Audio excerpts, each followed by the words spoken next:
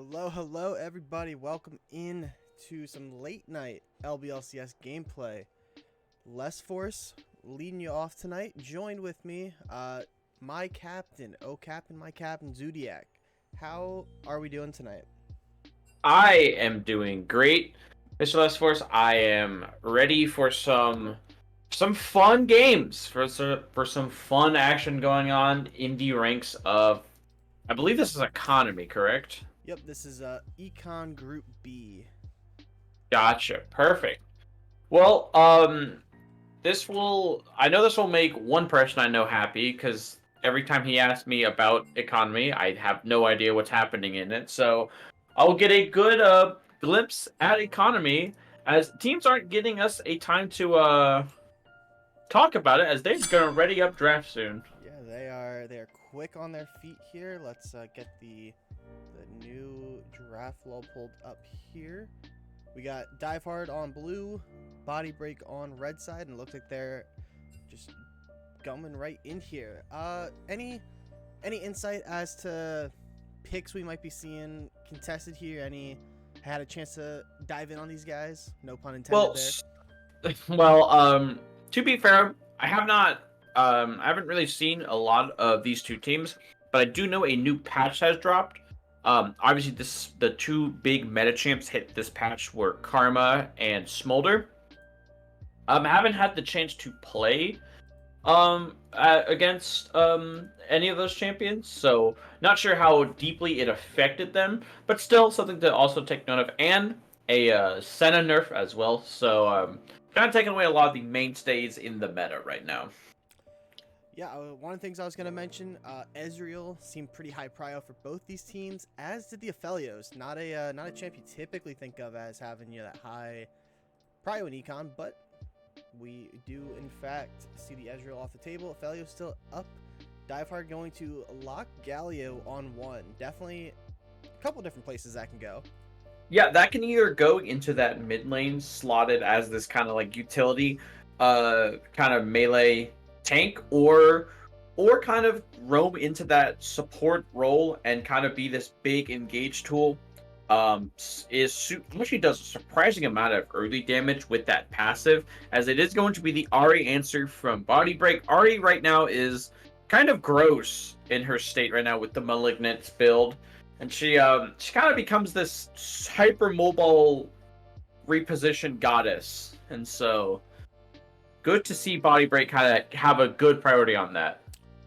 Oh, it's your favorite. Yeah, They locked it in. Sejuani, Your my favorite. favorite champion in the game, bar none, the best jungler in all of League of Legends. And Vel'Koz, that again could be support, could be mid. That's where it's kind of interesting. You pick something flex early, and then you're kind of daring Body Break to call their shot. You typically don't see mid lane pick so early in draft, but we're gonna see Blitzcrank round out our round one picks. A lot of exciting tools on Body Break. Yeah, teams are kind of just flying through this draft right now, and it's really funny because you see Dinoparts come. They have the Galio, they have the Sejuani. Like, all right, these two big meatballs and all the melee champs. Then we slam the Vel'Koz. They're like, all right, well, Vel'Koz ain't melee, but he does a lot of damage. So pick your poison. But it does set up the stage for a nice team fighting comp as Fight Break gets rid of the best champion in the game in Alawi. What other champion do you know mind controls the opponents to walk at her slowly as 5, as a full 5? I can't think of one. There was an Exactly. allowing That's why mid she's the best yesterday. champion. Did you see that? I did not. What the hell? And no one told me? I don't remember what we were doing, but we may have been playing something else. But I did see that there was an Alawi mid on stream. Go back and check that out if you're interested. I think what's really big here as we're rounding out the bans is that Body Break is actually going with a bit of mental warfare here. They're playing against Dive Hard Gaming, so what do they pick in the first three? Champs that want to dive hard.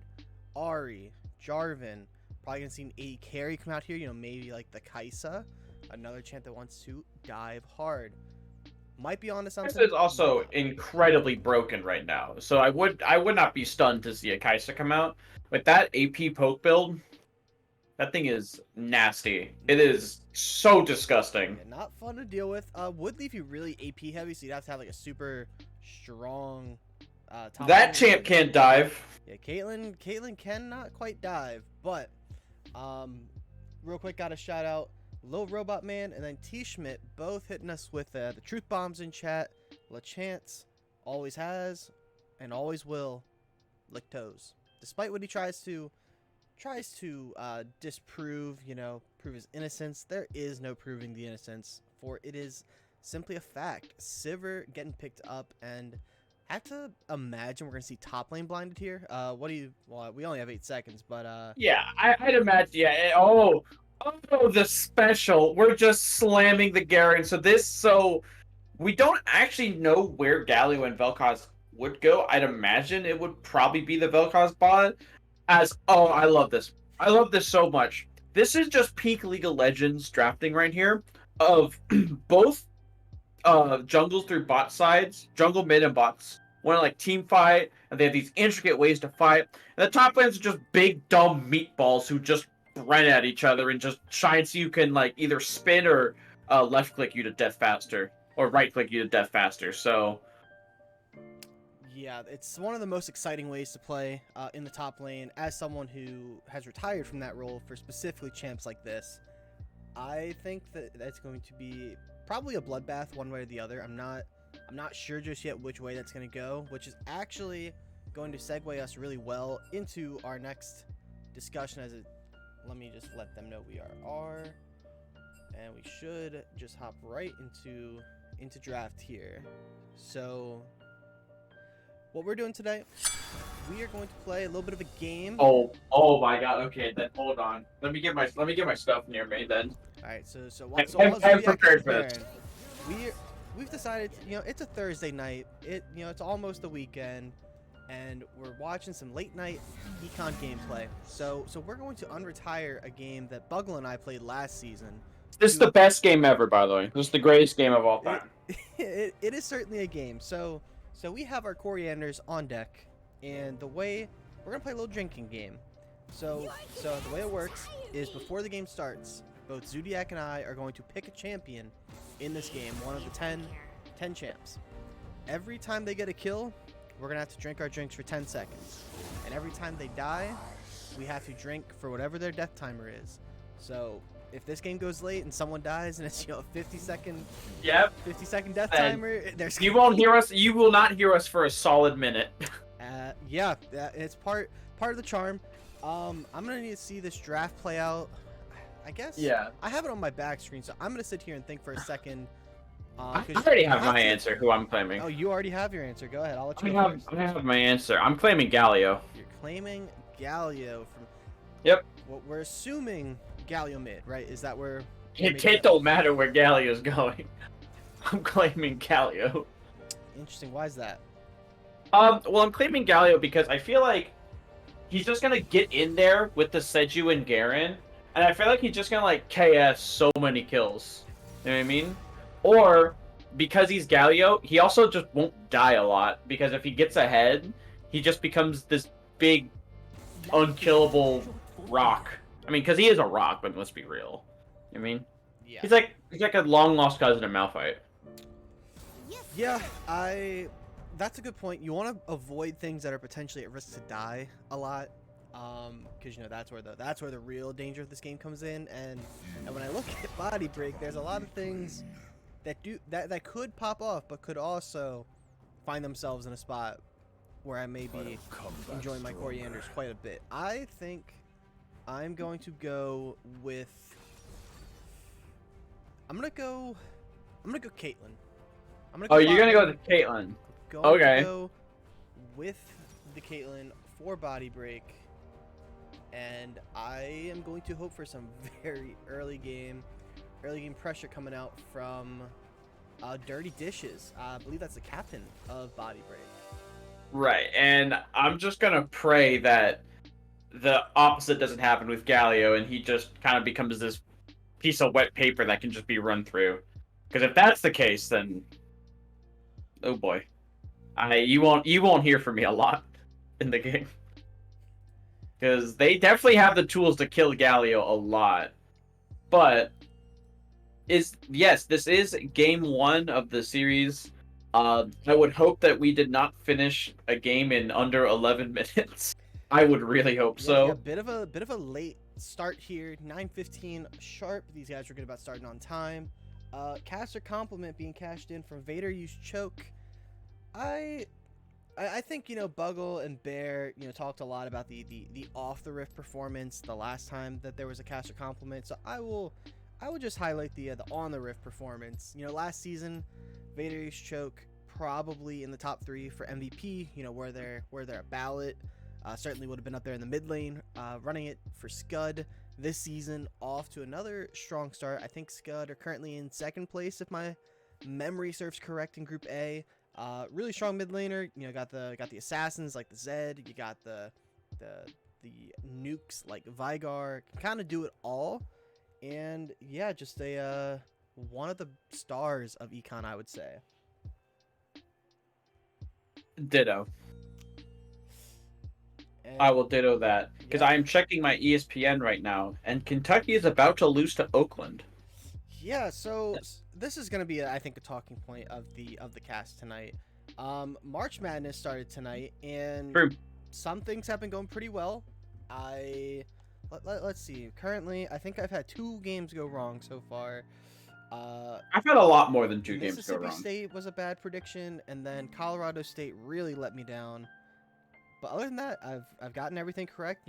Shout out Dayton. Get the betting. Yes, we will Schmeckles. put up the bet. Papoba, we do have, I believe it is BodyBreak is on the right side, and Dive Hard is on the left.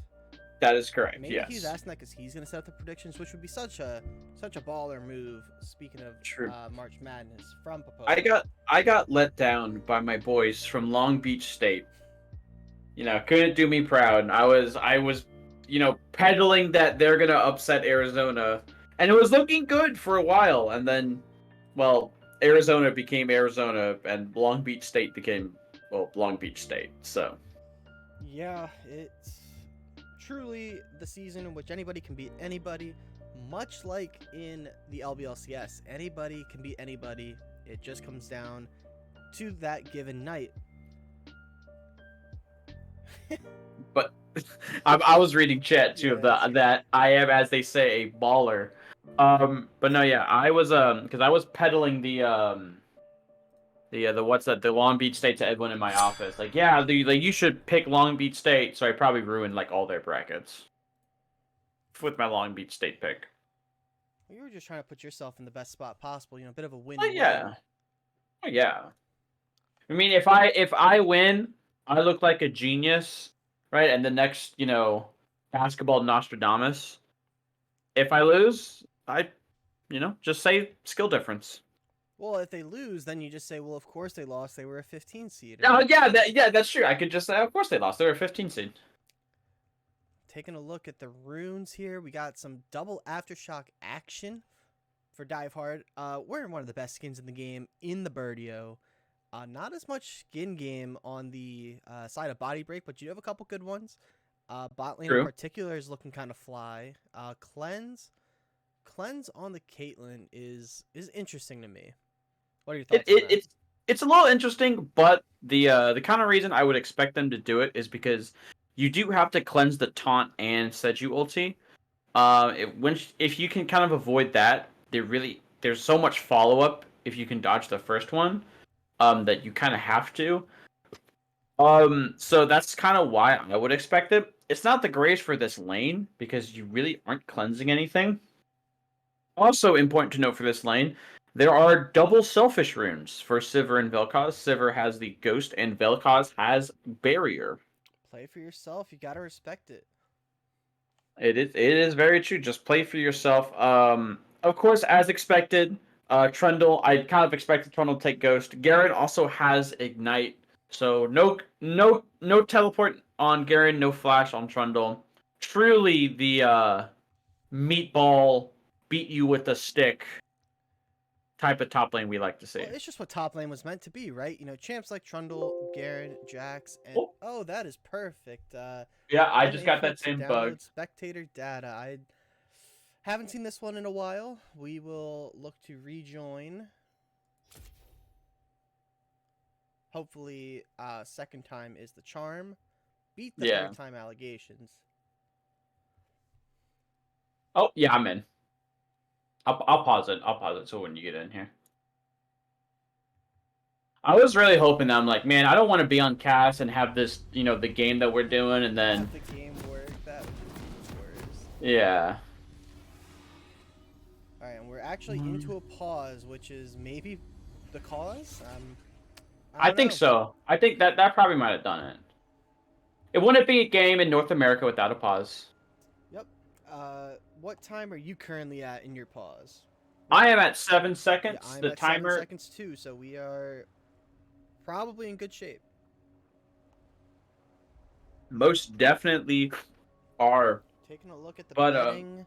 Lot of schmeckles on Divehard at this point. BodyBreak.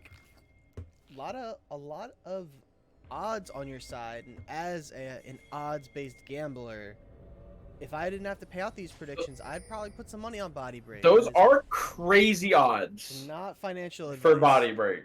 Those are crazy odds. We see the 5-man. Oh, and there's the post-pause pause. Yep. For the post-pause. But that chrome on Blitzcrank is actually crazy. Hold on. That is a really cool skin. I am at 29, 30, 31. Perfect. Oh, they're just kind of walking in. They see him. They're going to clear out the vision so they know that they're all up here. Gonna play it safe. I do like this call from Divehard. Yeah, but most importantly, you know, Blitzcrank got the extra XP, so, you know, level 2 faster.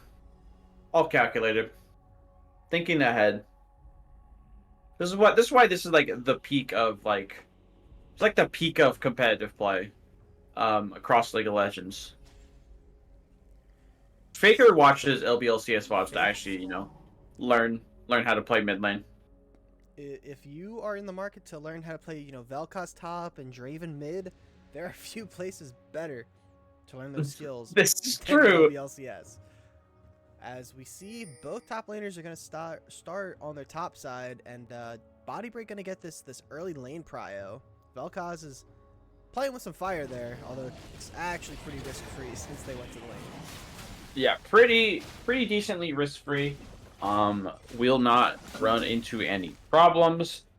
Ooh, they're actually going to look for the cheese, and Vel'Koz may not know. Oh, an Icebreaker gets the hook onto Mac Daddy. Immediate flash popped there. You take that if your BodyBreak. Yeah, you will absolutely take that because, again, no flash on Vel'Koz means he has to play super respectful in this lane now because, you know, another hook is probably going to cost him his life.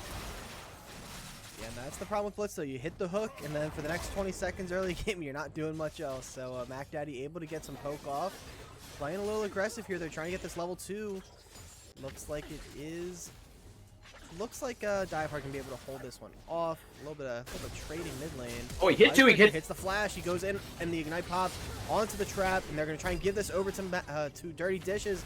Barrier comes through. Not enough. First blood over to BodyBreak. Well, there you go. There's the first. There's the first drink of the night. But yeah, really good play, and that's kind of what you would perfectly want. Go for the person without the flash. You know, the barrier is good for these kind of all-ins, but if you don't have the flash, it kind of doesn't do you any good. Also, nice trap placement from Dirty Dishes.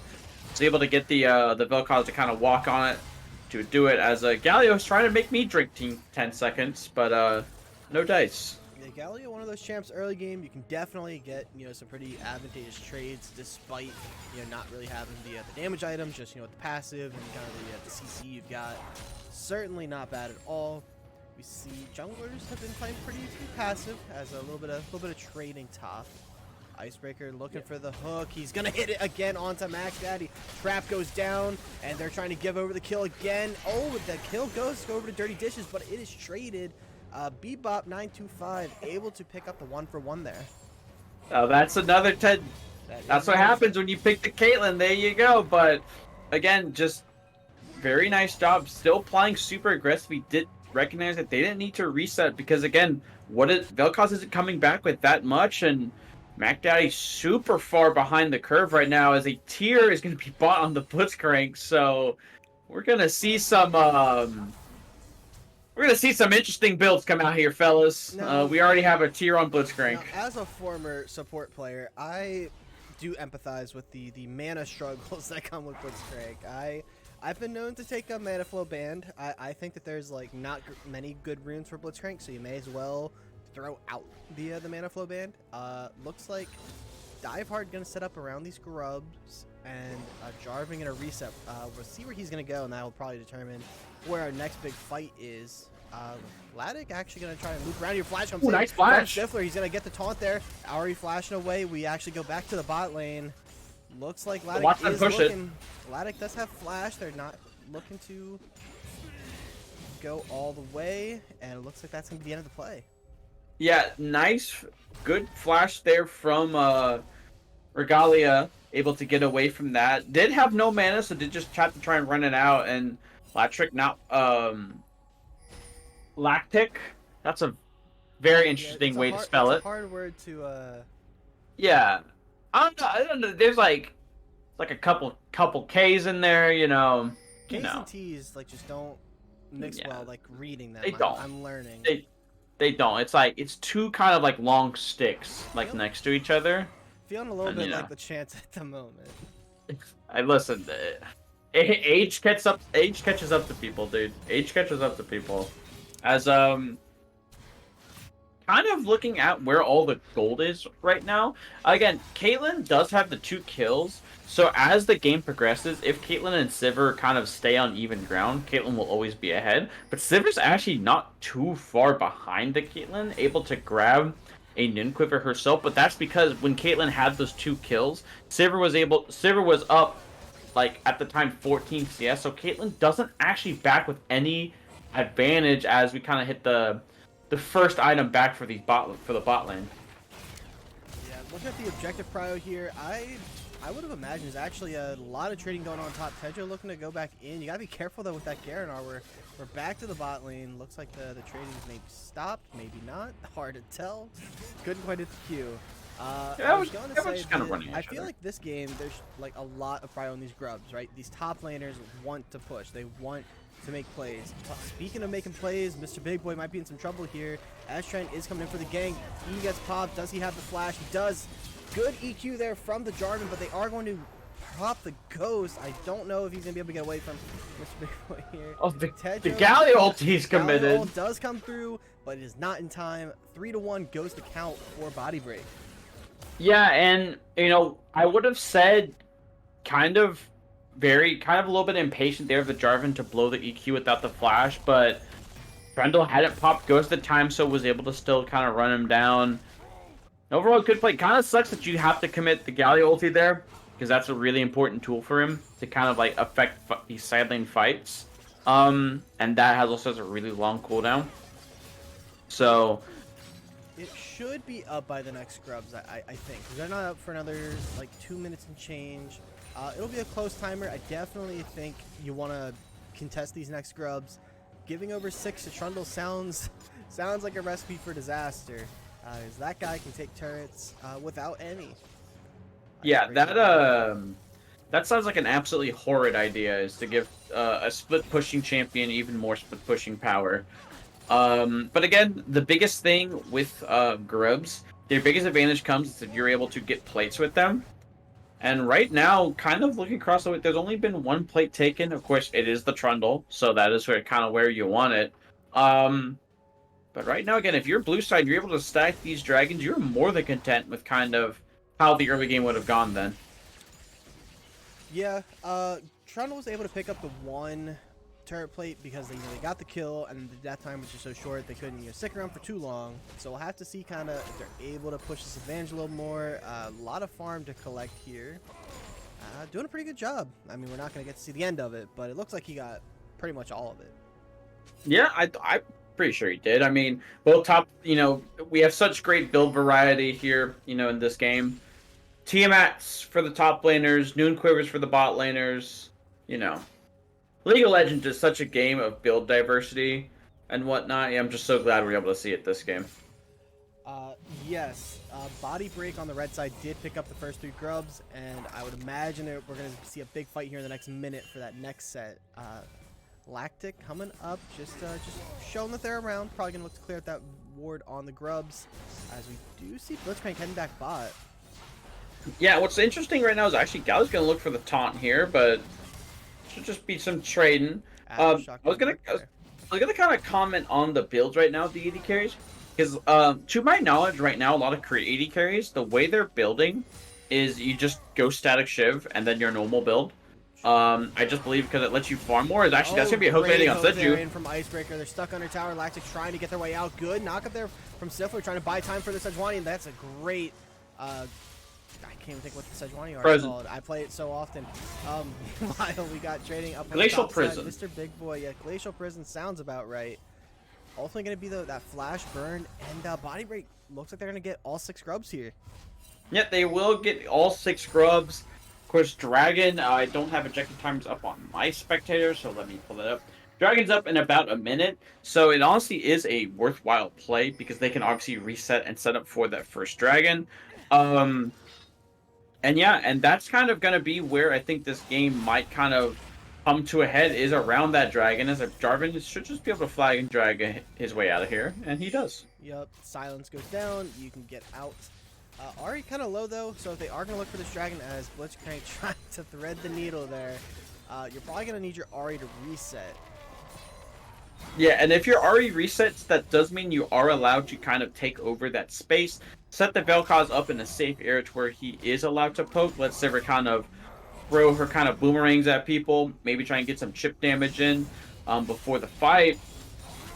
But the thing I'm worried about the most is for this Dragon fight, for a blue side is, well, for Dive Hard, the Ahri and Jarvan for BodyBreak are so mobile that it's kind of hard to lock them down. And because Caitlyn now has that cleanse, they're going to have to be really particular about how they play this upcoming fight, if there is a fight to be had. Yeah, we see Galio reset now, does have the R, and it looks like they're going to try and contest this. I mean, they do have that first Dragon. You know, the Ahri doesn't have TP, so if you're going to look for it, you know, now might be the time. We see some trading topside, but keeping our eyes on that mini-map. Jarvan is coming down. Ahri skipping over the lane, is walking down as well. Down to about 4,000 here. The reinforcements have come, and you've got to get out if you are Die Hard Gaming. Lactic stuck in a bad spot. Massive flash in there from Stifler. That's going to be a kill. Blitzcrank put a massive Cataclysm on the backside. That's going to be 2 down, 3 down. Galio trying to go back in, but the Sivir has gone down 2-1 in the kill counter. Is Stifler going to get out of here? Charm lands. Up. Massive there. Good dash out, but the Caitlyn R from the top. Regalia going in with the Ahri R, and that's going to be Dragon, and 3 kills to 1 for BodyBreak. Oh, hold on, I got a drink, and then I'll talk about the you got 20 seconds. The fight. Yeah, so really good kind of posturing there from BodyBreak. You know, they kind of came in the spot where, you know, Sivir trapped in the pit, Sejuani trapped in the pit. And yes, they did buy enough time for Galio to come down and, you know, try and make that massive flash from Stifler. But your Sivir was just in such a tough position that once they went down, you just didn't really have like the damage to kind of fight on an equal foot, I think. Yeah, it's kind of like what I was saying, where the Jarvan and Ahri is so mobile that they kind of go over the Sejuani ultimate to where if the Seju like throws her ult and it hits Caitlyn, like it's, oh no, it hit Caitlyn. Jarvan and Ahri just kind of go over your head. Icebreaker gets him under tower, trying to get the solo kill of his own accord. Not quite gonna get the turret's help though. Yeah, not gonna be able to get it, but kind of going back to what I was saying, like it's so hard because you have to Seju ult to Caitlyn to reach her, but then instantly like peel back to help your Sivir because Sivir is so short range that it's hard for her to like stick real damage onto the Jarvan and Ahri, as Icebreaker is gonna look for this. Yeah, Bebop in a lot of trouble. Blitzcrank holding that hook, nice and patient. Ghost is gonna come through, but a massive hook, and Dirty Dishes picks up another kill. That's another 10 for me. Go ahead.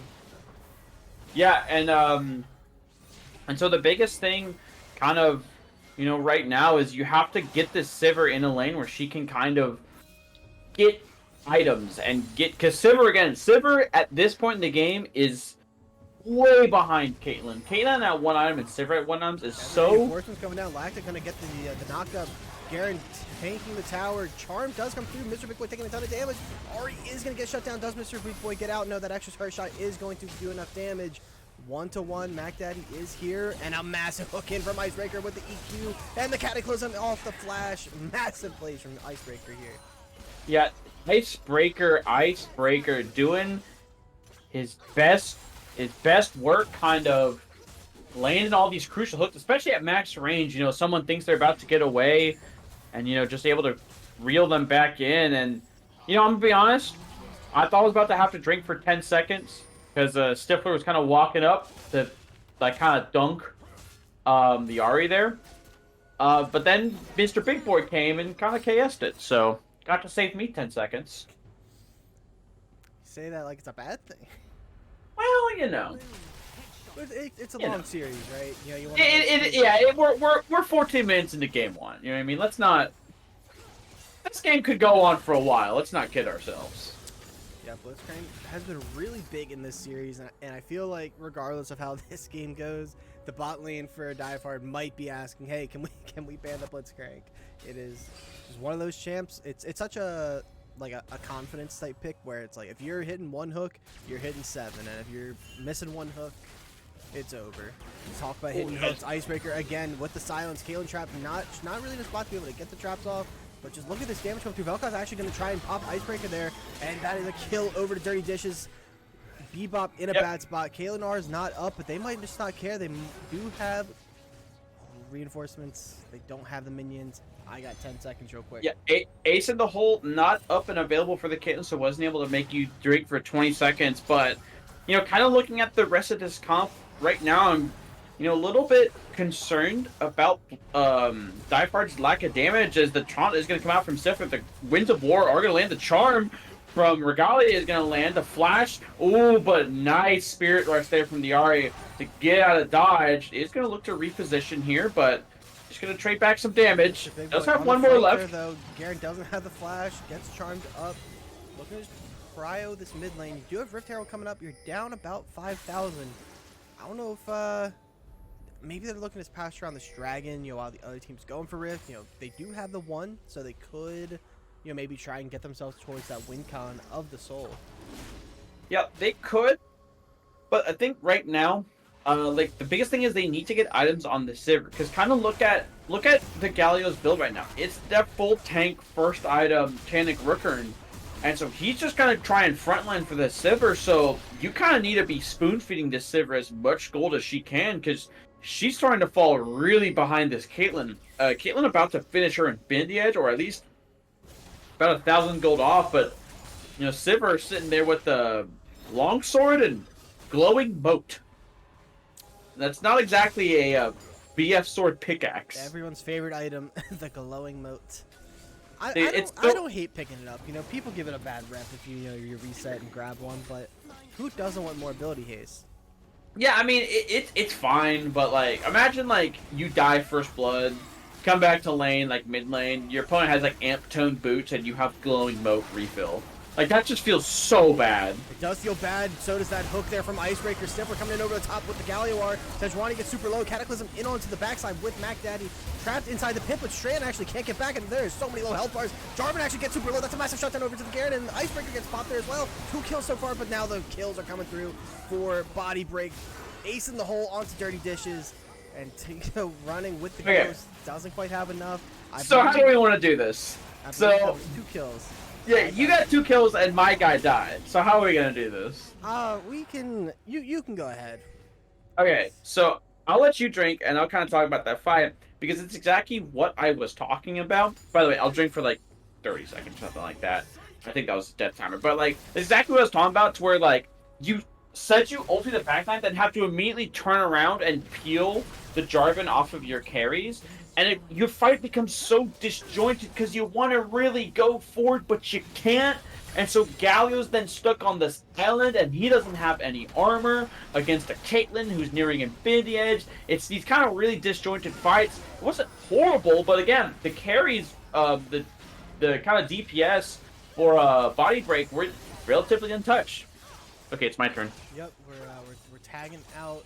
Yeah, I think there were signs of life there, though. I mean, Jarvan was kind of stuck in the back. You know, Jarvan's one of those champs. You know, you are only going in, and got the R onto the Vel'Koz. I think maybe Garen was trapped as well. Someone else was trapped in the backside, but then Jarvan just couldn't get out, and the rest of the team couldn't get through the Sejuani through the Galio R over the top. And so they do pick up some kills. They do lose the dragon, but there are, you know, signs of life here. You know, get some gold on the Sivir. Get, you know, this Garen has a Stride Breaker completed now. Still going to be a threat in any side lane as Icebreaker is fishing. This guy's a menace.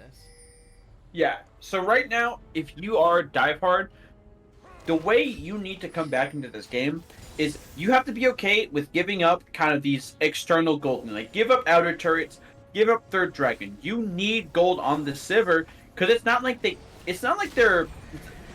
can't play peel back comp for Sivir. It's just that it's really hard, as Galio might be worse for wear at this point. Yeah, so they're actually going to E out there. The Rift Herald does pick up the first tower, but oh, we're back in. They are charging for the second. They know how to drive. There's no cool, but Shrimp actually kind of maybe getting caught up in a bad spot here. Taunt not going to land, and that's actually just going to be a crash. Yeah, I was gonna say, here at TV Money Moves, we don't know how to drive the Rift Herald. Well, I can. Liberal You use might. of the term "we," you know. Well, like you can, right? I can. I will self-admit, I didn't even know how to use Rift Herald properly, like when it was just normal Rift Herald. I don't pick it up. I'm a mid laner. You know what I mean? What's a Syndra gonna do with Rift Herald? Good flash out there from Mac Daddy. Good dodge from the Blitzcrank Cook. The call from Galio should buy enough time. Actually going to go back in. A lot of damage being done by Stifler, and then the Mac Daddy all over the top of the line. Look at the Jarvan. He's coming in. He's actually going to Cataclysm the Galio. That's going to be 38 to you. And I Holy fuck. Not going to quite land. Yeah, this is where the danger of the game comes in 20 minutes. Dren actually going to go back in. Garen just picks up the kill immediately. Dirty Dish is doing so much damage over the top. That's going to be another kill. I got 10 once you're done. And these towers are getting pressured. Caitlyn, look at this damage. 6 scrubs, you got the Trundle. This tower should fall with Demolish, but they actually don't want to walk up here. Icebreaker's fishing, and they aren't quite able to hit that hook. You got 10 more to go. Ari's just chipping away at the top side. And we've got Dragon coming up in about a minute and a half. Tag out. Yep, Tag out. I don't know if you could hear that chat, but I kind of like clapped in my mic. Kind of like, you know, the signal that we're tagging out. But yeah, right now the biggest problem is that they just kind of lack damage. I mean, their biggest 2 damage dealers are a Vel'Koz support and Sivir. And both of them are both behind the Caitlyn. So it's really hard for them to kind of, when they even have good opportunities, they don't have the damage to kind of deal with it. You know, Galio is opting for this full tank build, but at this point, he's not very tanky. You know, he itemizes Koenig Rooken first, which is good. You know what I mean? That, you know, it's good for the Ahri matchup. But Caitlyn is so far ahead that she kind of comes out blasting against Galio. As another hook lands from Icebreaker onto Mac Daddy, as he's just gonna blast Cone away. Chemtech Blast Plants doing work there. Quick shout out to Wistone in the chat with bringing a raid party over. I believe they are a player in Group B. Sifler maybe getting caught between a rock and a hard place. Gets hit up with the charm, gets hooked, gets silence, and dashes onto the trap. All that's right, another hold 10 on. for me as Dirty Dishes goes legendary. And that's another 40-something for me. So you do your 10 seconds, and I'll do 40 seconds for me. So, yeah, again, the biggest thing is they need to find ways to turn. They need to get gold onto the Sivir. She's nearing that Navori, which is, you know, fine, but they're kind of stepping up where they can't, right? They're not playing to where, hey, we know we have vision here. We kind of need to, you know, move around it as big. Kind of takes a bullet to the face as Icebreaker is going to look for him. You commentate this. I have to drink. Mr. Big Boy getting hooked in there. Does not. They do have the flash. They are able to flash away. This does look like that's going to be the end of the play. Lactic may be looking for a steal, but if you get killed here, that's probably going to be Baron over to the team Icebreaker. Do they have the hookup? It's getting close. E hits, does the Q. Now they're playing it safe.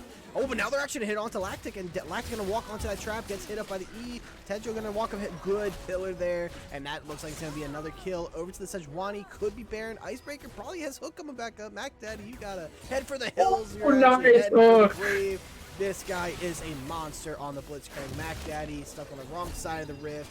Ace in the hole over the top. Looks like the kill's going to go over to Jarvan. Walks onto the the one low trap on the bot side. That's gotta be so tilted. Listen, as someone who has walked on many Caitlyn traps in my probably over a decade of playing League of Legends, there's nothing more tilting than trying to run than just stepping on a trap and you're kind of like, well, Icebreaker. But a bit of fun mid lane. I gotta crack open my next drink, and I got 10 on deck. Yep, and again, the kind of right now you're still in turtle mode. You still need to kind of like like I said, you need to be okay with giving things up because you need gold back in your back pocket. You need BodyBreak to kind of make a mistake somewhere in positioning, get overzealous, kind of start feeling themselves, and be in a position they might be able to get it. Regalia, it does have the Spirit Rush, but the Frozen Tomb is going to hit. Sorry, Frozen Tomb is a Lissandra ability, but Mr. Big Boil is not able to hit. It does not have the flash, but does have the giant sword from the sky. Galio does land the taunt, but nothing's going to come of it. And so BodyBreak just kind of walks away. Yep, there is a big cooldown. Ahri flash me down. Ahri R being down could be a spot. You know, with that shutdown, you got the Sejuani R coming up much sooner. Could try to look to repeat there. If they can somehow find a way to kill Dirty Dishes, which selfishly I think I have to say I don't want to see happen. I will take over the casting for a minute. I totally got it if he dies. Yeah, it's gonna be hard to kill. It does have both sums up. Now sitting on those 3 items has the static shiv as well. Is that common build on Caitlyn? I haven't seen too much. So right now with crit AD carries, like true crit AD carries, like the Jinxes, the Kates, the Aphelioses, and all them, it's just static shiv first item. Just because like it lets you clear waves and it lets you just accelerate how much farm you're getting. It's not like when static shiv came out where it's static shiv. It just does a billion damage for no reason, right? And just instantly one-shot waves. It just lets you clear waves. It just accelerates how much farm you get. Mm-hmm. Also, I think the attack speed on it is like better than what you get with the ramping damage of Kraken. Because there's no real AD carry that can just kind of sit there and shoot. You know what I mean? So Kraken just isn't that super valuable. Yeah, what is valuable though is this Baron Nashor started up by BodyBreak. Junglers on the bot side, they're pretty much gonna have to look so they can play on the Trundle at this point. They're not getting up in time for that Baron. They're clearing out vision, and it looks like Tejo just gonna walk this one off. Mac Daddy gonna come out just in time to see the Baron go down. And Soul coming up in a minute 45. Kind of a bit of a do or die situation, I think, if you are a dive hard. Yep, excuse me, I cannot talk right now. Good lord. Kind of have to go for a Hail Mary play, a half-court buzzer beater, if you will, in spirit of it being March Madness, best time of the year. But yeah, you kind of have to go for this Hail Mary.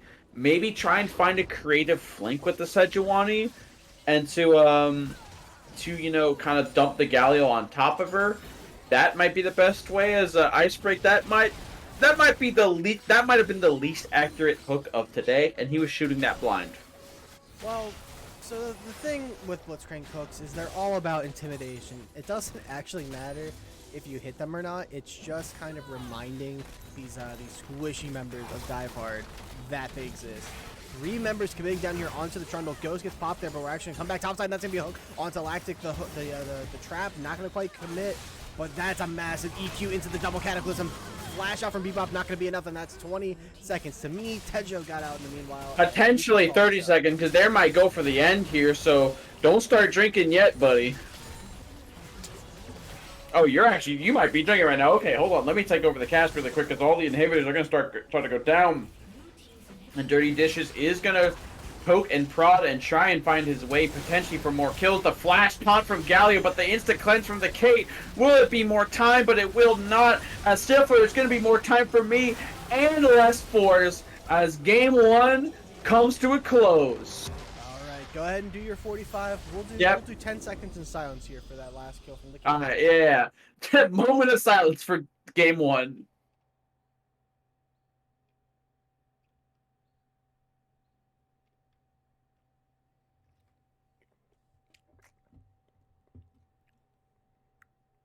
Yeah, so and I see as I look in the chat, we've It's got okay. I just finished my drink. Hold on. we got 9.5 to Zodiac and 9.5 to Oh Vlad. my god. Yeah, so our drinks were quite enough. Calls being made to pay out these predictions. I can certainly do that for you guys. I just want to say that if you would listen to me and bet on Body Break, you're welcome. And I would The say you're whoever bet entitled. 2K on Body Break just made absolute bank. By the way, that's some crazy profits there. Hold on, I'll finish. I think I have to do like 20 seconds because I think I drank like 30. Hold Well, on. now I'm gonna have to do 20 seconds as Luffy is cashed in the Oh second my take. god. Guys, we have to like talk over the game to like give you guys entertainment. We can't just sit here in silence and drink our alcohol. Well, I mean, we could. they're loading into the next lobby. Oh well, wait. I'm about to put you on timeout. Is this what Buggle feels like with Sammy? Maybe. Okay, hold All on. right. I can take Oh, over the. what are we doing? Oh my I think that god. that's 40 that I had to do in the That game. is So 40 seconds. So you might want to like. Oh my god. Okay, hold on. Um. Hmm. Well, let me at least talk for a little bit about the game and kind of where I would like to see the drafts go from here. Um. So for kind of dive arm, I would kind of like to see them kind of scrap the kind of Galio first pick as I have now. Okay, hold on. I have to calculate. I have 25 more seconds for drinking. Um, Scrap the Galio just because I kind of feel like it didn't really do much for putting so much priority on it to first pick it, especially since it went full tank. Um, you weren't really, your side lanes were a Sivir Vilcaz who kind of would get hooked and die, and then your top laner was a Garen and Trundle, and Trundle would just ghost away and just not care. So I would like to see them, if they do want to put priority on the Galio again, maybe pick something more volatile, no pun intended, in those side lanes, as well as maybe put their AD carry on something that allows them to kind of have a little bit more agency in team fights. Again, the Sivir was fine, but it just didn't do enough. Please tell me you're done drinking so I can do my 25 seconds. yeah, that was pretty rough. I feel like I remember there being like cooldowns on the It Takes I Twos. say there was, Yeah, but I feel like there maybe was something like, I don't know, diabolical, or like you might say nefarious, going on behind the scenes, as Luffy, Wisdom, and Sammy Two Slap is guilty by association, causing us to drink quite a bit during our heavy drinking game already. We do see it looks like we're keeping on the same sides here, which I certainly appreciate.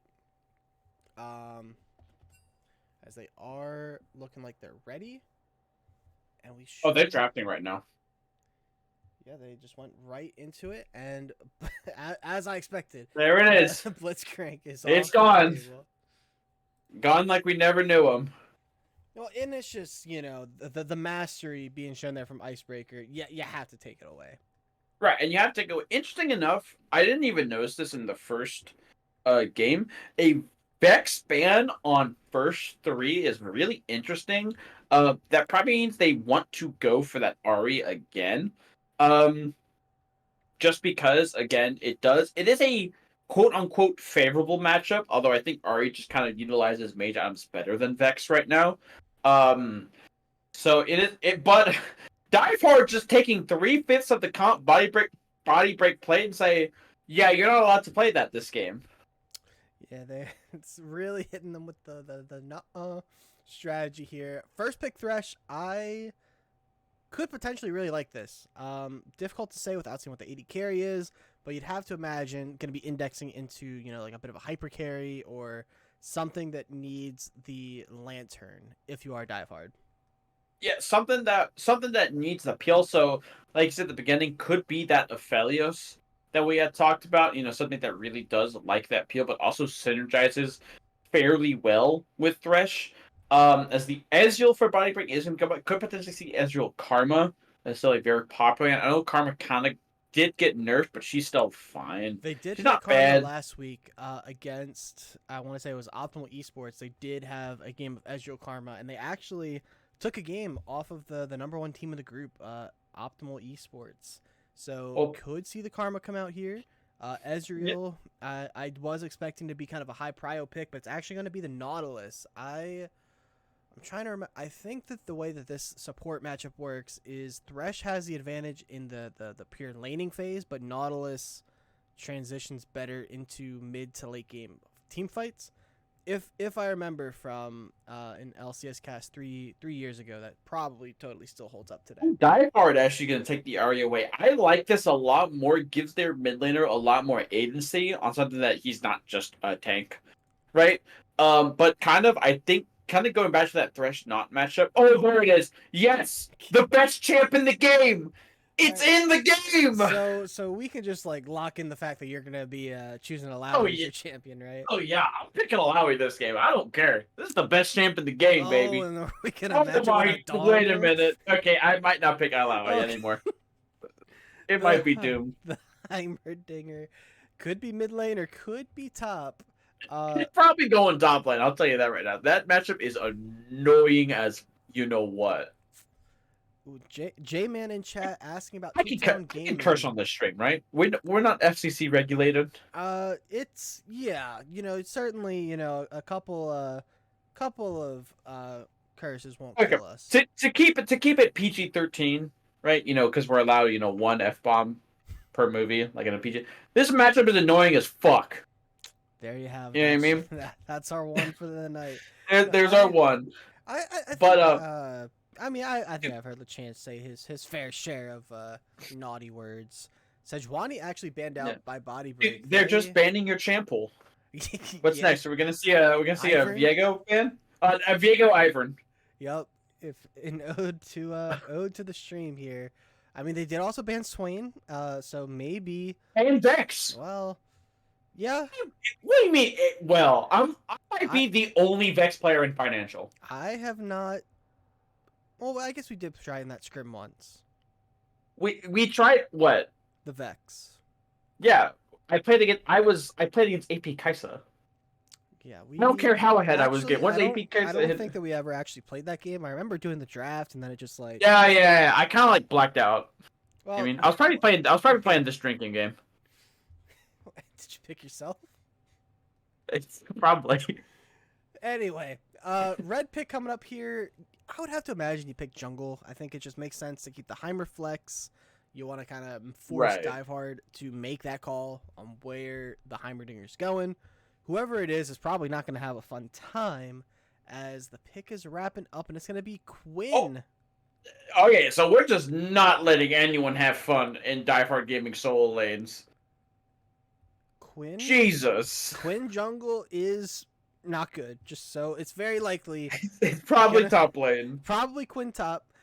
I imagine that matchup's okay into Alawi. I can't say I've ever seen it, but You can kill the tentac. The biggest thing is you can kill the tentacles easy, which is like what matters the most in Alawi matchups. Is how well can you kill tentacles in lane? As we will see the Ash come out. I actually do like the Ash because right now there's not too much like super hard dive on body break. The only really thing you have is Nautilus ulti, and then your solo laners are basically designed to, if we don't stomp lane, we can't really function in team fights, as the Hecarim is going to come out for dive hard.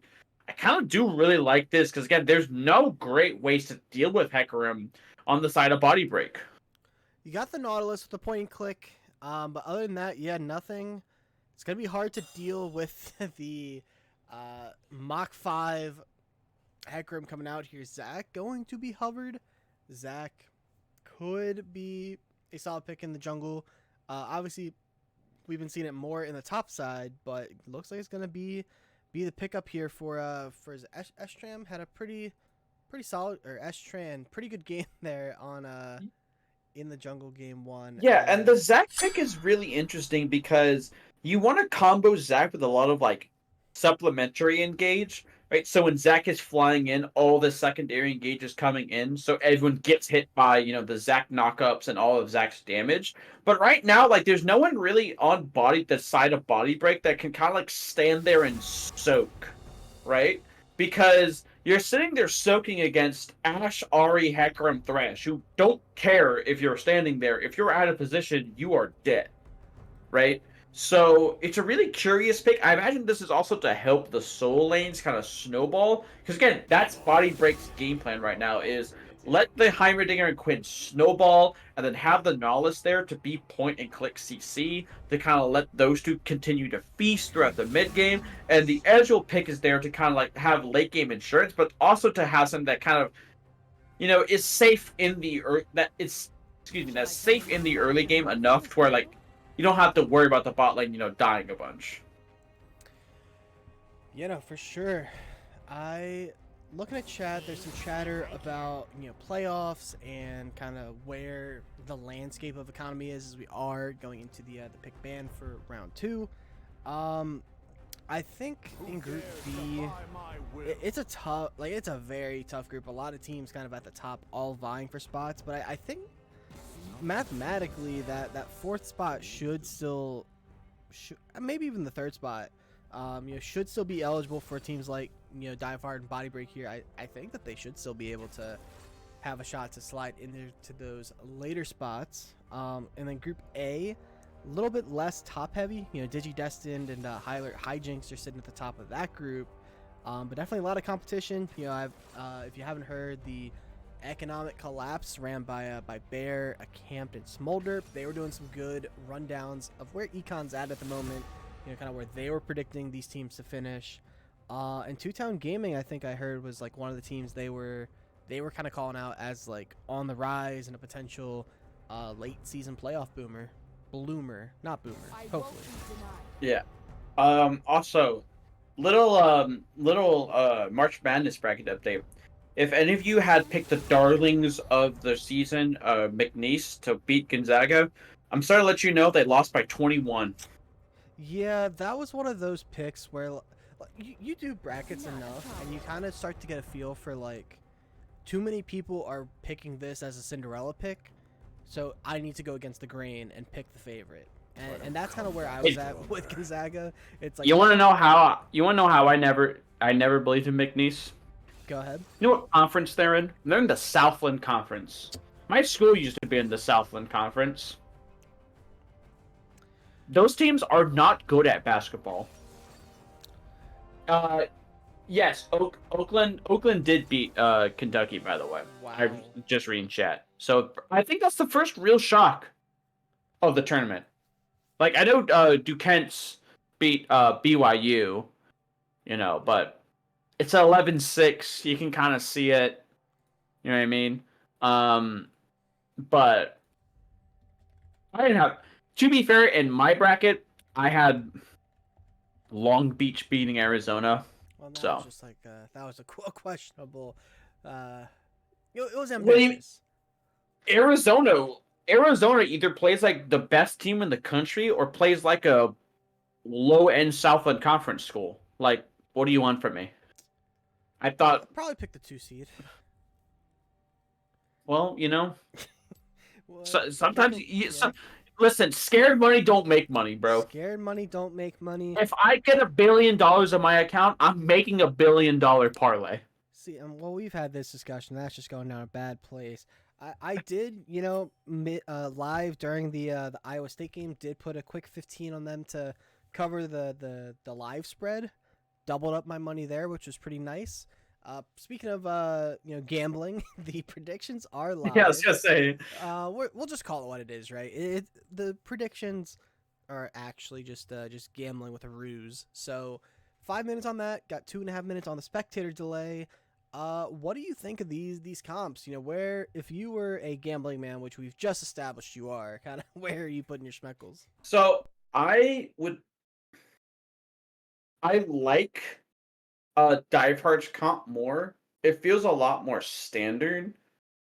But I think after watching game 1, I would put my money on Body Break, because I think that the Heimerdinger Quinn soul lanes with that Zac with good gank ability, it's gonna be kind of a nightmare to deal with for these soul laners. And that's the thing too, is they where they kind of position and how they kind of move around the map in the mid game is, kind of gives me cause for pause with how they're going to kind of pilot this comp. Also, speaking of which, we need to pick our characters for this game. Yeah, You can go first this time, by the way. you already said you were picking the Alawi, right? Well, they picked Quinn, so I'm kind of thinking about it Oh, now. okay. I I think this may come back to bite me, right?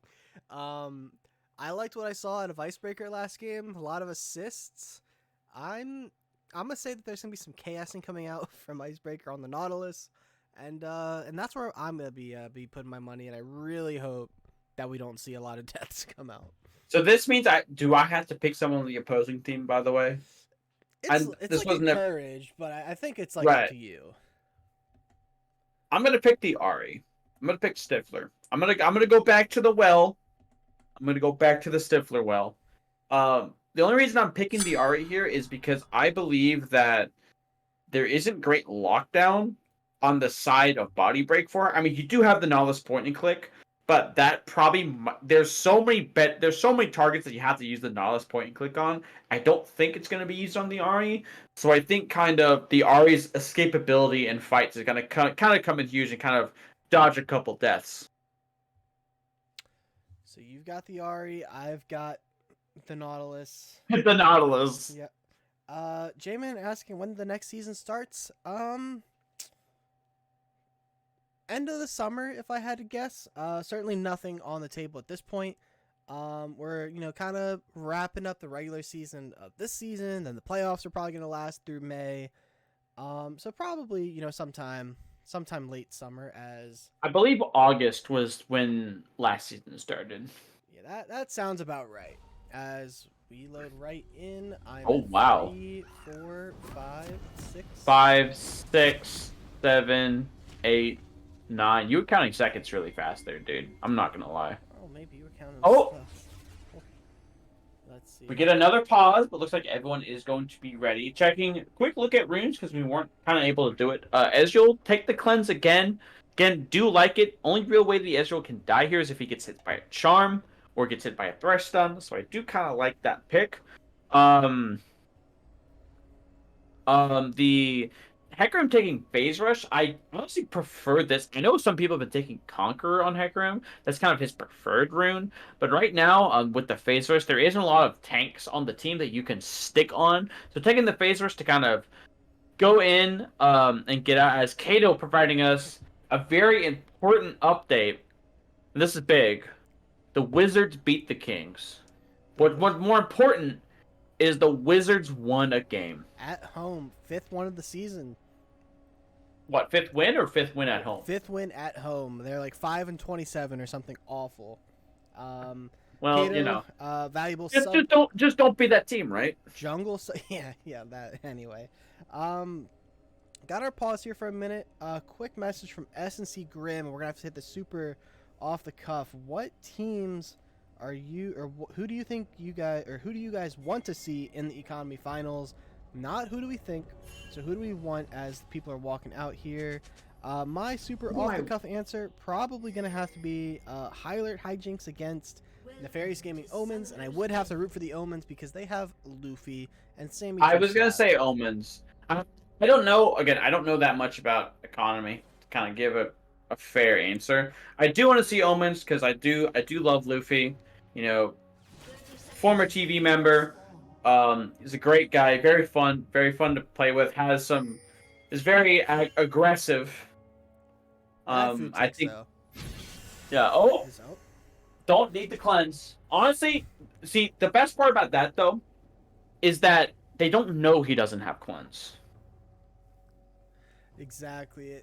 They as long as they play the first 3 waves, totally fine. Then they're no harm, no foul. Now there's a lot of really strong teams in Econ, I think, and like I said, I think I think that the stars of the economic collapse did will do much more justice in terms of giving their thoughts on the league as a whole. But I mean, like Group B, you have Optimal Esports, you've got Drox Deputies, Nefarious Gaming. That's another team I would like to see in the finals. Is Drox Deputies, only because LeChance and all them, and Could you imagine LeChance in the finals? It would be. oh my god, It's like Michael Jordan well, coming he back could, as the yeah. Wizards and making the finals. No, yeah, but I mean, the economy is really strong. Again, I never gave a firm prediction. I was just saying, like, I don't know that much about economy, so don't look at me, Vader. Yeah, even like a team like Soy Milk Lifestyle. I've liked the games that I've seen from them, and I mean, if that's potentially like your 4 seed, that's a pretty strong 4. But no, I mean, there's a lot of good teams in Econ. Still got a couple weeks of the regular season to kind of see where these teams all shake out. Gonna be one of those leagues where I don't think this, or where I do think that the seeding is really gonna matter, because you don't want to be stuck going against these top dogs. Maybe Optimal Esports or DigiDestined. Level 2 advantage to BodyBreak is gonna hit the hook onto Mac Daddy. Don't have the cleanser. You're gonna play this careful, but that's actually gonna be a hook, and that's really close to tower. Good oh, nice flash. And I'm starting to get a little nervous already. Yeah, nice kind of re-engage there, and that's the benefit of picking like a Thresh lane instead as actually Stifler. Again, like you ditto to what you said, but make it about mid lane, making me a little nervous. Yeah, it's a bit of action in these lanes early, as Lactic is coming up. They are gonna spot out on a ward.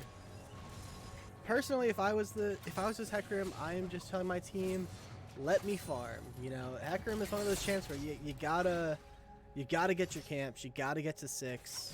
You're so reliant on gold. It's not worth, in my mind, kind of going for those early ganks unless you got something that can like really set you up for it. Right, and the biggest thing too is actually a nice charm they land from Stifler. Will probably electrocute, but again needs to clear those kind of way those turrets are. Good thing about Ari though is she is fairly gold, not super gold reliant. She obviously does just kind of end up becoming a kind of charm bot, kind of in the later stages of the game, especially because a lot of her items are super cheap. You have the Malignants. I know a lot of people opt for Lichbane. I prefer Horizon Focus. Lactic coming back up just a second time. Ooh, good flash out there away, but flash actually knock back in. Lactic trying to do as much damage as they can. There's nothing left in the tank for the Alawi, and that is going to be getting out there. Mac Daddy does have the flash. S-Train is down here, so it is going to be a little dangerous, but gonna get out there. Flash for flash, top and 80 carry, and most importantly, we've got the cleanse coming back up. But actually, Lactic coming back for more into this mid lane. Palacio gonna get it. This is a really big gank. Oh, and this is gonna be so close. Stifler gets super low, and the flash auto action follows. Lactic and Esther are gonna have to fight in the mid lane. Do these guys keep this up? I mean, you have the passive, you don't have any support interaction, so it's just going to be jungle. S-Tran gonna try and run this one out. Actually gonna get pushed under tower. That's gonna be 2 tower shots over to the Hecarim. And Zach does pick up the kill. We're now back into the bot lane. Ash gonna just pump her with the ghost. Oh, the cleanse. Flash. Good thing he had the cleanse come back up. Icebreaker trying to do with the damage they can. Mac Daddy getting super low. That is over the same minions. That's gonna be a kill over to the Nautilus. That's gonna be a kill, and that's gonna be a death. That is 18 seconds to me, and I think that is mercilessly gonna be the end of the fight. You do your 18. I'm gonna do my 10 after you do yours. But overall, really nice stuff there from Diehard, able to kind of bounce back from a really disastrous early game in game 1. The Hecarim just trying to get that passive off the Zach, kind of bit off a little bit more than he can chew. And then in the bot lane, trading 1 for 1. Israel was able to crash the wave, so I believe he is actually going to be up in gold right now.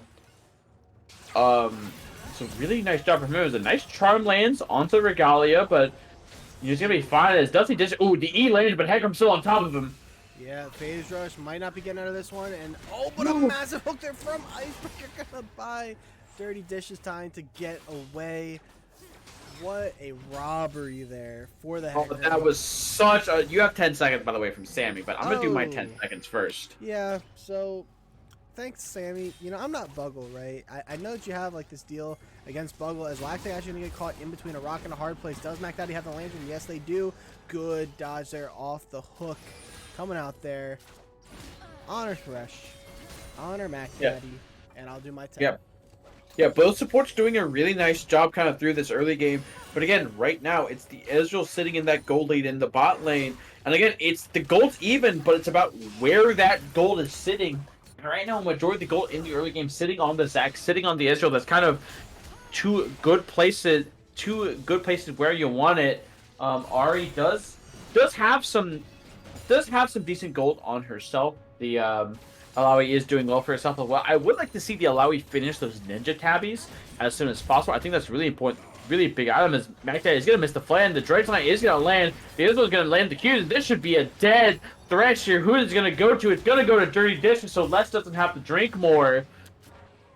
And again, just not respecting where you can be, where you can kind of stand on the map, where you can walk, because again, the Zac does not need a bunch of gold like the Hecarim is content just to kind of hit that kind of level 5, level 6 stride, just kind of start permaganking.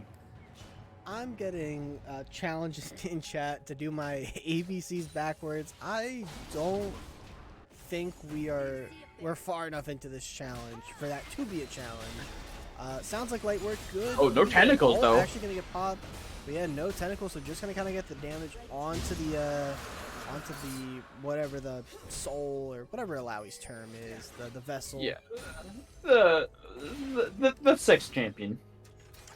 Yeah, I used to play a little bit of Alawi. I did enjoy back when you could go grasp and then. She's my pocket pick. What is it? You'd go the tier into the Miramana. Very fun build. But this pressure from the Quinn, despite not having the CS, they are just kind of peppering these autos in. Certainly annoying to play against. Yeah, it's really annoying, but again, if you're the Alawi, you just gotta be patient. Again, you're fine, because here comes Lactic. As body blocks the E, flash in from Alawi, gets the pull. Hecarim not able to pick up the kill. Does go over to Mr. Big Boy. And what's important is the Ignite also went down, so that's a lot of the Quinn's kill pressure gone in this lane. And that's a big kill going over, because again, Alawi, they don't have a great way to deal with the Alawi in their comp. Their big goal was, okay, it's going to be Quinn dominating this lane, and it's going the opposite right now. The Alawi is really far ahead of this Quinn, sitting at around 700, 800 gold up on this Quinn right now, as the Dredge line, just going to miss from Icebreaker. Good play there, gonna be able to walk this one out. Do get the ghost out of Bebop, as Heimerdinger doing what Heimerdinger does, just kind of being a nuisance. Peppering in these autos. This Alawi looking like they might be a problem. They're looking like a bit of a big boy in the top lane. Not sure who's gonna be answering them. Yeah, again, I would like to see them finish the Ninja Tabi, as Stifler is going to have to use the Spirit Rush to get away. But we'd like to see that Alawi finish Ninja Tabi. Just because, again, you are getting autoed so much from Quinn. I feel like you get insane value out of finishing that, as soon as possible. Because you're going to get your Iceborne Gauntlet soon enough. You don't need to get that as soon as possible. But you need to get, find a way to keep this kind of CS advantage. And the biggest way to do that is to kind of like sit there against the Quinn and be like, yeah, you're autoing me, so what? How many years after the fact? Actually, a big hook in there from Icebreaker. Flash getting popped there. Have to pay respects. How many years is it acceptable to still call them Ninja Tabbies, despite them being name changed? Forever. I think pre-pandemic. Forever. Forever. If you played League past before 2020, they're Ninja Tabbies. I mean, I don't disagree inherently. It's just the rumor mill. Some people have beef with it, right? The League Zoomers, they can get over it. Oh, Astrum gonna come in here. Massive damage without it going to be an Alawi R. I don't think it'll be here if you're the Quinn. Zac taking a lot of damage. Doesn't pop the R. So you are getting the R out, but that's gonna have you kind of weak for these grubs. Do you look to force this right now? If you are dive hard, Ari is. I feel like Ari's been under their tower all game. This just looks miserable. Yeah, it's really hard to kind of deal with Heimerdinger, and that's why getting the second pair of grubs is really important, because, again, you are kind of getting a lot of plates onto this Heimerdinger, and Ari kind of, needs to be unlocked a little bit. Again, that's what Heimerdinger does best mid lane. If you don't have a great way to deal with those turrets, then you're gonna be under your turret simulator all game. Sammy, I can't really tell if you did it correctly or not, but it looks okay. As Zac was looking for the steal, it is going to be a 3v2 here. There's massive Zac over the top. That's going to be killed over to the Hecarim and Alawi. Doesn't have anything left, and that is going to be 2 kills over to BodyBreak, maybe 3 potentially in this bot lane. Don't have the true shot barrage. I don't think that's any drinks for us though, which is good. Yep, no drinks for us, and again, the biggest thing though, that's the other thing about the having so much mid lane prio is if an opposing team is going for any of these neutrals, you can kind of just walk over the Heimerdinger, and it's so hard for Ahri to answer you. Because, you know, right now it's kind of hard for her to clear waves. You know, she does have the full Lost Chapter. She does have tier 2, so she's not in a terrible position, but an overall really good play there from BodyBreak to kind of, again, take what was an even early game and kind of tilt it in their favor. Yeah, like in both these early games, to be honest, from S12, you know, first Majarvin, Hold on, I got 10 seconds for Sammy. Sammy, this drink is for you. Oh, well, it literally is because you paid for it. Yeah, that is why you are my favorite member of the Nefarious Gaming Omen.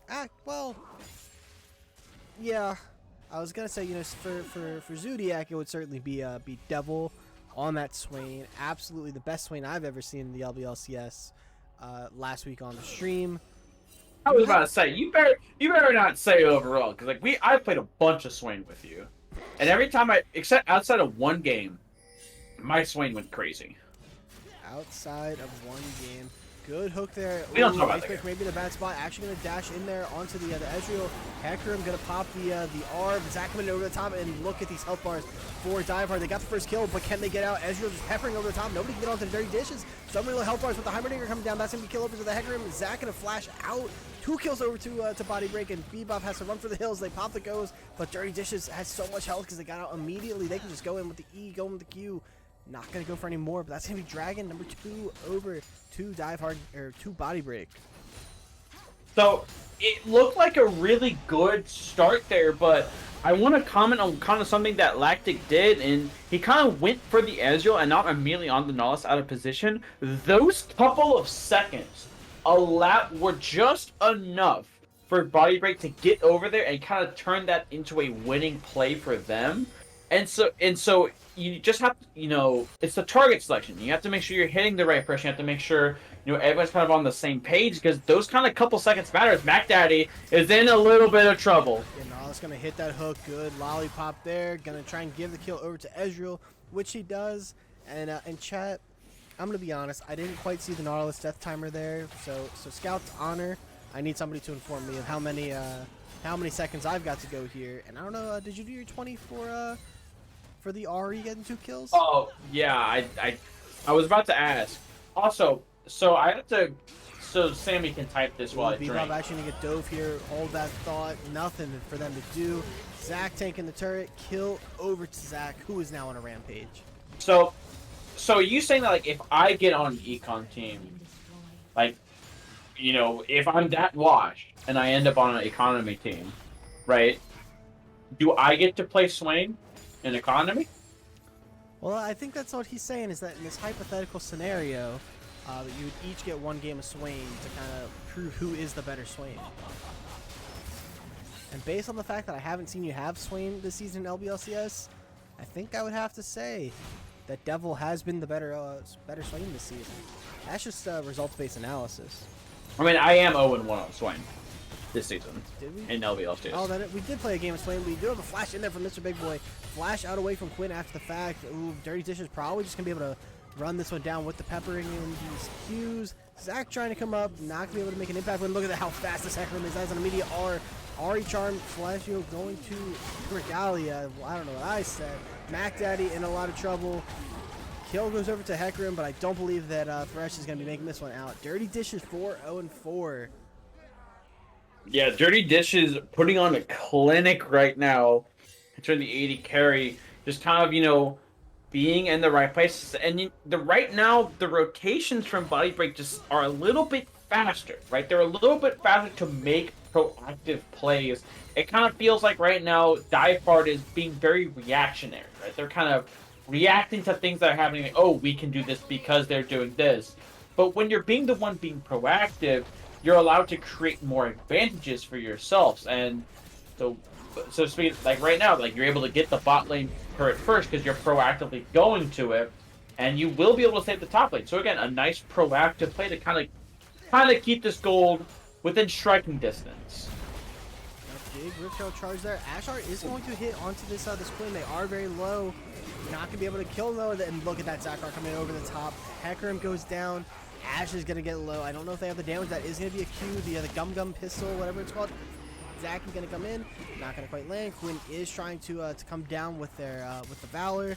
Mac Daddy big on the peel duty here. You got two targets trying to come in. Here he comes. And does he have the flay? Oh, the hook is going to land onto the Quinn, but Ash has already gone down. You just got to run this one out if you're Mac Daddy. I don't know if they can, though. The autos. The Quinn, 2 more kills goes over to them. 5 to 14 is your total kill count. Yeah, and so there is something to be said about doing it. Actually, hold on. Stifler might make me drink here, but he's able to reposition his way out. I was going to say, there is something about, doing a proactive play and then being too proactive. Oh, look at that. Like, Flash Lion gets the depth charge, or the Riptide, rather. Kill goes over to Heimerdinger. That is a Hex Flash. A lot of time for a drink. Yep. You've got 30 seconds. Shout out to TV Money Move Support Memer6 in chat, trying to claim that he's going to Econ. That's just not going to happen, buddy. I heard we're taking our talents to Executive. Maybe I'll take that one back. James the Pig, also former TV stalwart in the top lane, better known by his in-game username of I Suck Briar's Toes. Drag coming up in about 25 seconds. Gotta figure this one's looking pretty good for BodyBreak. Listen, Kate is a TV member in my heart. He's a TV member in my heart. Italy, they don't have the TV in their name, but listen, if they win a title, I'm claiming them. Well, and that's just I'm not like right. Icebreaker gonna look for the Q, not quite gonna hit. Good flay there from Mac Daddy. Gotta keep this Ash alive for this fight. Hecarim has some gold, has that Spear Shojin, has the Caulfields. Ash sitting on the Kraken. It's such a hard fight though. This Heimerdinger is really strong. This Zac, super beefy. Yeah, and unlike the last game, you don't have the luxury of second dragon. Last game, you can look for the go in. Zac looking to just go in over the top, does get the Q off, but it's actually by themselves. Has to flash away. Nautilus now coming up trying to get the CC going off, and Laxi gets super low on the backside. Ooh, Alawi does fall. Hecarim does fall, and one by one the members of Die Hard Gaming are falling. All that is left is Stifler and Bebop. Bebop has to run. Ari has to run. That's gonna be third dragon over to BodyBreak, but Bebop has to be careful here. Yeah, Bebop has to be careful. Oh, my massive God. charge comes in. Ari trying to do the damage that they can. They do have to burn the flash, and they are gonna get killed by Ezreal in the end. That's a full ace over to BodyBreak. Objective bounties are live, and you've got 30 seconds. So you have 10 seconds to drink. So you do your 10 seconds, then as I talk, then I'll do mine. Oh, I guess not. It's got to kill. Yeah. So right now, it's really hard for Die Hard to find any kind of solid fight. Again, that was maybe one of the best looks they'll get in this game, and the Ash was on the other side of the Dragon Pit for that fight. So they didn't have a consistent source of DPS. Meanwhile, BodyBreak is positioning fairly well for these fights. Again, they're kind of setting everything up.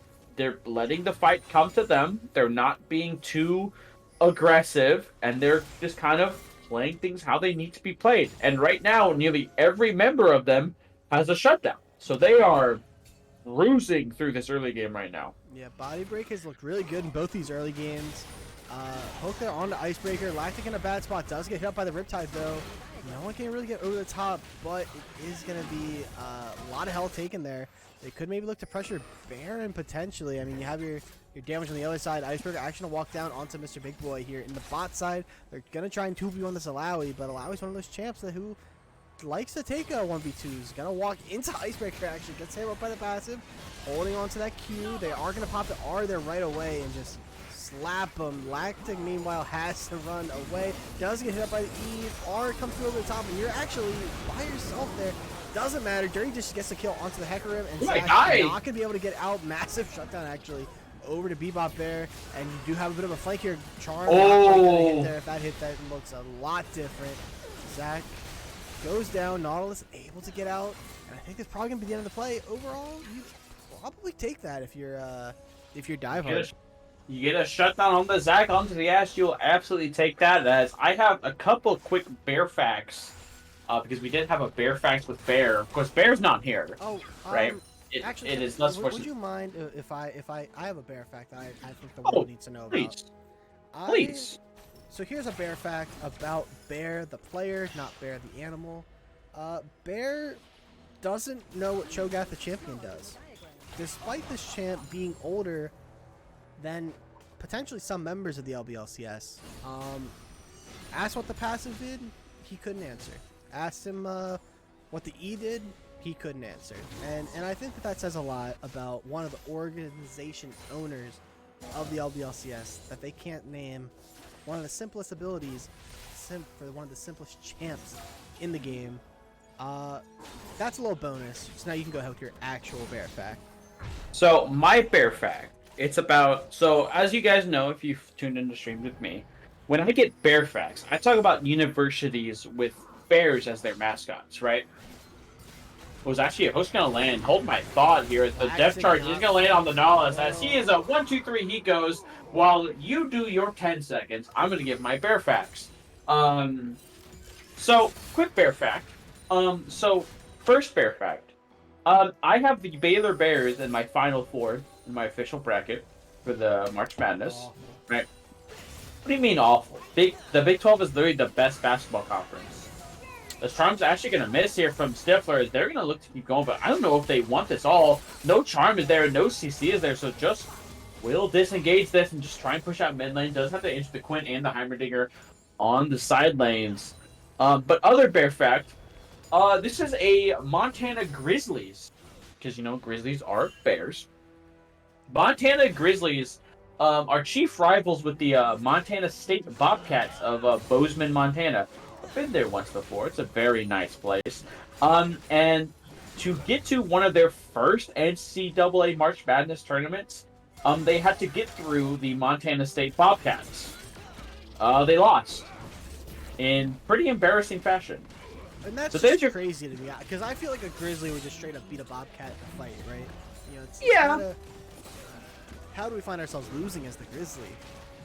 Well, I mean, the Grizzlies this year in the FCS championship game lost to the Jackrabbits, and the ult is gonna land. They're going all in for Regalia here, but that's actually my God, nice stun! Yeah, double stun there, and then the kill, 2-1 Heimerdinger.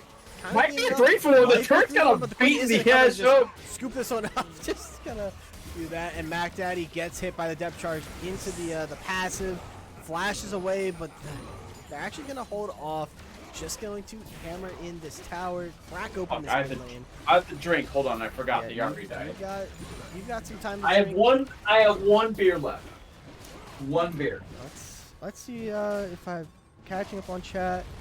Him the guy asking if TV and Hyler are friends or foes. Well, I guess it depends on who you ask. I would say that they're pretty friendly. Other than on Tuesday, could not be friends on Tuesday. But other than that, you know, pretty. I'd like to say TV is pretty friendly with all the friendly faces of the LBLCS. You know, Panther Core, Naughty Boys. You know, try to keep things on the up and up. With institutions of the league. Yeah, I mean, I'm friends with Tyler. I mean, I'm friends with Bear and all them, and so, you know, I talked to them a little bit after our game on Tuesday. You know, kind of gave them some pointers, and you know, kind of especially how to, you know, kind of micromanage, especially like Kaisa matchups or stuff like that. So, you know, just because we, obviously, we want to succeed first and foremost, but our friends succeeding are very good as well. If you're Dive Hard Gaming right now, what are you looking to do to kind of get yourself back into this game? Well, they might be looking for it right now. Stifle forces the flash out from the Quinn. If you're Dive Hard right now, other than finding hit up by the hook, good lollipop into the Riptide. Thresh not gonna survive this one. They're trying to give it over to the Heimer, trying to save me from drinking another 10 seconds. 7-3 on this Heimerdinger. Baron is up. Do they look to do it? I think so. I mean, it's so hard for them to kind of walk in because they're your first. You're walking into Heimerdinger. You're walking into a Zack where you don't really have. Well, I mean, there is a ward right there, so you do see him, and you're walking into Ezreal Poke. So, yeah, they will just kind of rip it. Heimerdinger is going to walk over. He does have the turrets to place. So yeah, Baron should just be theirs. Yeah, Baron slowly but surely going down here, and the pressure on the other side, you know, Mr. Big Boy is trying to make things happen on the opposite side of the map. Stifler trying to come down and pressure are going to have to be popped here, but Zack doesn't care. Gum Gum Pistol hits out, slows him down. Mr. Big Boy pressuring on his bottom side at the same time. Elder coming up. Actually, Elder not coming up, not for 4 minutes. So we'll see what they can do to get done with this Baron buff if they're able to kind of crack. They already have the mid lane open. Can they get this top lane? They got 4 people up there right now, getting this wave kind of corralled in. Yeah, and with the Heimerdinger, they're allowed to kind of just keep these waves perma-shoved, and as long as they just kind of stand out of engage range, they should be fine. The Zack is actually de-engage range here really quick. The depth charge will land on the Ashe, and the roots are going to come out. The Zack is going to kind of body drop onto them. The members of Diehard Gaming are falling. What can the Hecarim do? The Zack still not even be let into his passive. As Mr. Big Boy, what can he do? Is going to flash, but will be no avail. Lactic is going to fall next. And a clean 2-0 from BodyBreak will potentially position themselves to grab that potential final playoff spot in our economy Group B. Yeah, I have to drink because they already died. Starts tonight to get the 2-0. They got a couple more series to play. Certainly, you can only control what you can control. And right now, they put themselves in a good spot. Two strong early games, 2 pretty convincing victories. And yeah, overall, just really, really well played. Do we want to do an interview? I am always down to do an interview. So if you are a member of BodyBreak, or you're the captain and maybe rather want to appoint, you know, it can be yourself or it could be somebody else. If you're catching the stream, hop into the community chat, which is somewhere in the server about the midway point, and I will pull you up and we will ask some questions about this series. Yeah, but an overall very well played series from the side of BodyBreak. Again, I didn't necessarily love their draft this game, but they did execute it fairly well. Again, the Zack became such a monster that, you know, it was so hard for them to deal with, and, you know, it ended up being, you know, just punishing how Diehard was positioning where they were in the mid game, because the early game wasn't bad for Diehard. They had some very nice plays. They were fairly even throughout a good chunk of it, but they just kind of overstepped in a little spots. They're stepped where they shouldn't be, and sometimes that makes all the difference in these matches. All right, it looks like we do have Captain of BodyBreak Dirty Dishes hanging out in community right now, so I'm going to go ahead and pull them up, and we'll have a little bit of an interview session with them. Dirty Dishes, welcome to the broadcast. What's going on? Pretty solid series there for you guys. How are we feeling? Feeling great, man. Yeah, we were overdue for a win. You know, coming into this game after the big win against first place last week. You know, we came in confident, and yeah, happy we put it together. Yeah, so I just kind of want to talk about, especially this Game 2 draft, what was kind of the thinking behind, I know this is kind of like jumping straight into kind of maybe picking your brain. Obviously, don't reveal any strats you don't want to reveal, but kind of what was the thinking behind the Heimerdinger and Quinn? Because these are 2 champions, you know, we don't often see in like, you know, a competitive setting. Yeah, the Heimer pick is definitely a bit of a comfort pick for our mid laner, and we knew that we needed someone that would, you know, be able to push lanes and keep that pressure. So I think he did a great job, honestly, throughout the game. And the Quinn, we were just looking at something to handle the Alawi. Like, she's such an issue if, you know, you let her get out of hand. So It's the best champ in the game. pretty much, yeah. It feels like it sometimes. Yeah, you guys had just 2 really like solid early games. I felt like S-Tran in the jungle was, kind of in the right spot at the right time, pretty much in every scenario. Icebreaker with those blitz hooks. What is up with that? I mean, just Yeah. from the get-go, the dude's a monster. He's a bit of a menace. Yeah, we play a lot of bot lane together, and in the first 2 or 3 games he wasn't able to play, so he's actually only got to play the last 2, and it's really helped me kind of excel as an AD carry. Yeah, his hooks are great, man. We sometimes do in-houses and he hooks me like crazy, so I know how it feels on the other end. But yeah, he definitely set up a ton of plays for the team, and is a bit of our shot caller as well. Right. And so kind of talking about that shot calling, obviously, kind of when you're in these kind of game states and it kind of feels like, hey, like especially, in game 2 where, hey, the early game, hey, they have some guys with some leads, what's kind of the call out when you see, maybe some people out of position? Is it something, that you guys are like, hey, let's collapse, let's go, or is it something like, hey, we need to kind of be careful around these people? Kind of what's the mentality going into those kind of fights? Yeah, you mean primarily around the early game, or? Yeah, like in the early game, like around neutrals, when you're setting up neutrals, or something's coming up, are you looking for those picks? Are you looking at like, hey, let's maybe try and just 5v5 scrap this out? Yeah, it all depends on game state, but we'll typically try to maintain vision around the objective before it's up, and then we'll keep track of flashes, know who like our targets are, and basically try to execute when it comes to it. Sometimes it goes completely awry and none of that happens, and we all focus a different person, and it's hilarious watching those replays. But yeah, today we're lucky that it was pretty consistent. The comms were pretty clean, and yeah, it's just up to us to follow through, honestly. Yeah. So looking ahead to the rest of the season, we're obviously kind of in like the second half of the regular season. How are you feeling about the team? I believe playoffs are certainly still. I think it's still mathematically, on the table, right? You certainly would have to win. You did a good start, winning out today, 2-0. How is everyone feeling? We're just gonna take it one game at a time. We know that we need other teams to lose in kind of favorable results in the league for us to kind of make that playoff spot. I'm actually not even sure how the tiebreaker works. I was gonna ask you guys because there is potential that we could tie with like that 4th place. And does it go to head to head? I believe the first tiebreaker is game record. Game record. Okay. So kind of like your game record throughout matches. Right. Yeah, which isn't great at the moment, but today helps, and yeah, we'll come into next week with the same goals. Just hopefully get a 2-0 and give us the best shot as possible.